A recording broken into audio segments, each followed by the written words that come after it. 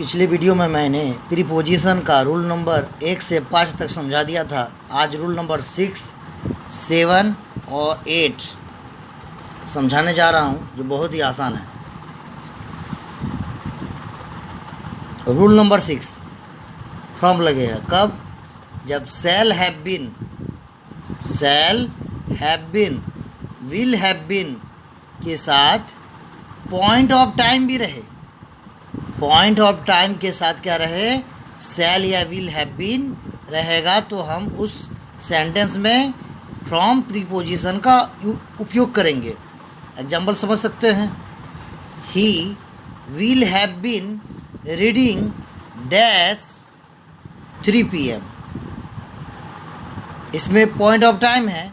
ऐसे point of time में since का प्रयोग हम करते थे, लेकिन अभी हम किसका प्रयोग करेंगे? फ्रॉम का, क्योंकि इस बार शैल हैव बीन और विल हैव बीन है। पिछले रूल में मैंने has been, have been, had been बताया था, उसमें फोर या सिंस का प्रयोग होता था। लेकिन आज क्या है? इसमें शैल या विल एक्स्ट्रा इसमें ऐड है। शैल या विल हैव बीन रहने पर, उसके साथ पॉइंट ऑफ टाइम रहने पर हम फ्रॉम का प्रयोग करेंगे। क्या समझाए हैं? शैल हैव बीन या विल हैव बीन के साथ पॉइंट ऑफ टाइम रहेगा, तो हम फ्रॉम का इस्तेमाल करेंगे। Example, he will have been reading dash 3 PM। इसमें किसका प्रयोग करेंगे? इसमें फ्रॉम का प्रयोग करेंगे।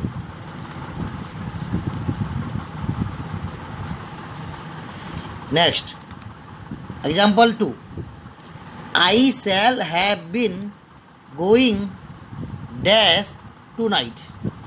इसमें भी फ्रॉम का ही यूज करेंगे, क्योंकि मैंने बता दिया था कि शैल हैव बीन और विल हैव बीन के साथ पॉइंट ऑफ टाइम रहेगा।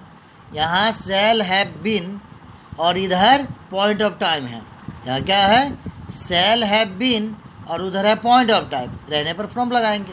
उसमें था विल हैव बीन, साथ में था point of time. 3 PM point of time है, इसलिए हम फ्रॉम का प्रयोग किए। तो रूल नंबर 6 आप समझ गए होंगे। अब रूल नंबर 7 मैं समझाने जा रहा हूँ।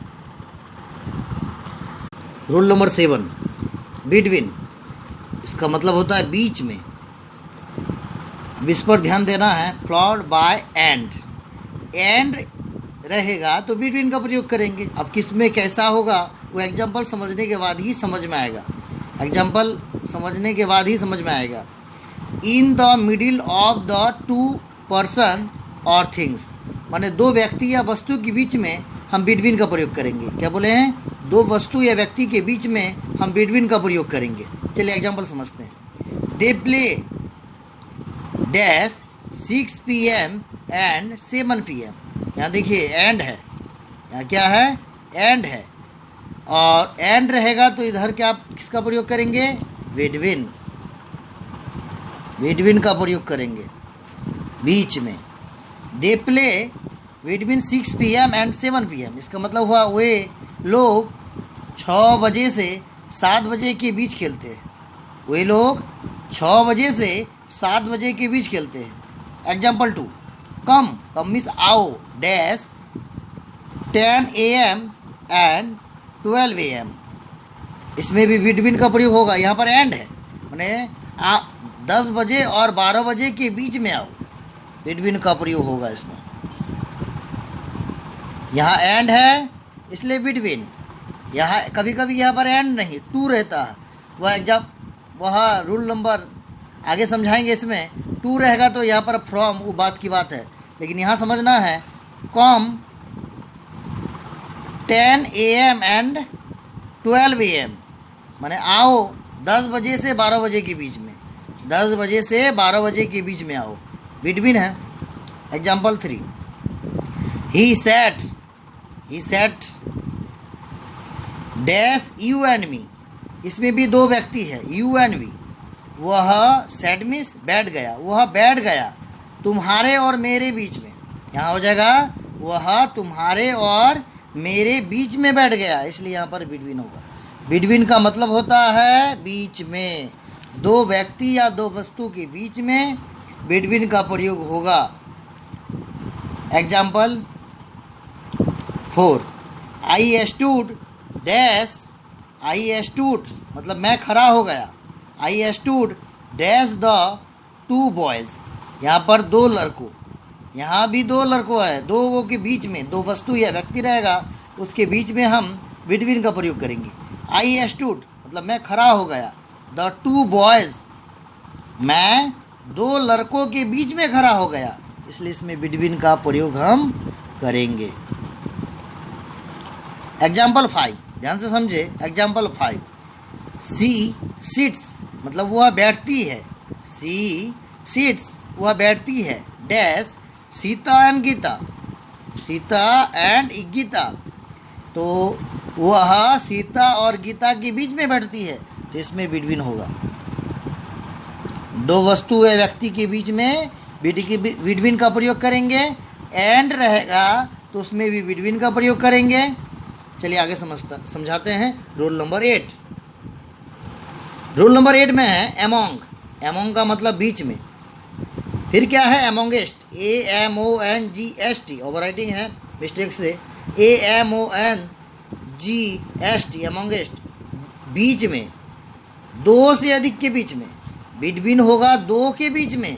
बिटवीन का जो हमने प्रयोग किया है, दो के बीच में ही बिटवीन का प्रयोग होगा, लेकिन एमोंग और एमोंगेस्ट जो है दो से अधिक के बीच में होगा। एमोंग कौखो रहने पर, व्यंजन वर्ण कौखो का उच्चारण, शब्द का उच्चारण यदि कौखो से हो तो हम एमोंग का प्रयोग करेंगे, और शब्द का उच्चारण यदि अवा से हो तो हम एमोंगेस्ट का प्रयोग करेंगे।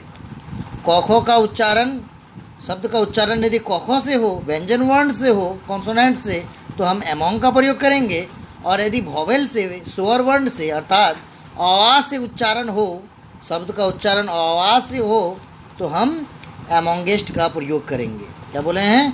आवा, शब्द का उच्चारण आवाज़ से हो, आवा, हर्षाई, दीर्घाई, जो भी स्वर वर्ण है उससे यदि शब्द का उच्चारण हो तो हम एमोंगेस्ट का प्रयोग करेंगे, और कौखो का से उच्चारण हो तो हम एमोंग का प्रयोग करेंगे, लेकिन दो से अधिक के बीच में, दो से अधिक के बीच में।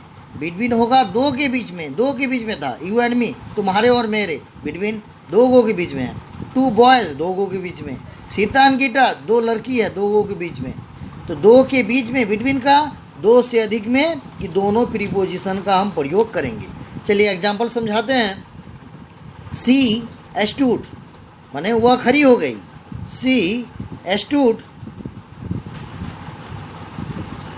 डैश 5 गर्ल्स, यहाँ लिखा हुआ 5 गर्ल्स, यहाँ हम क्या बोले हैं? दो से अधिक, दो से अधिक है। 5 गर्ल्स दो से अधिक है, तो इसमें किसका प्रयोग करेंगे?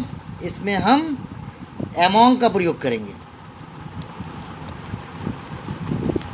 क्योंकि इसमें 5 जो है फो का उच्चारण आया खो से, इसलिए एमोंग का प्रयोग करेंगे।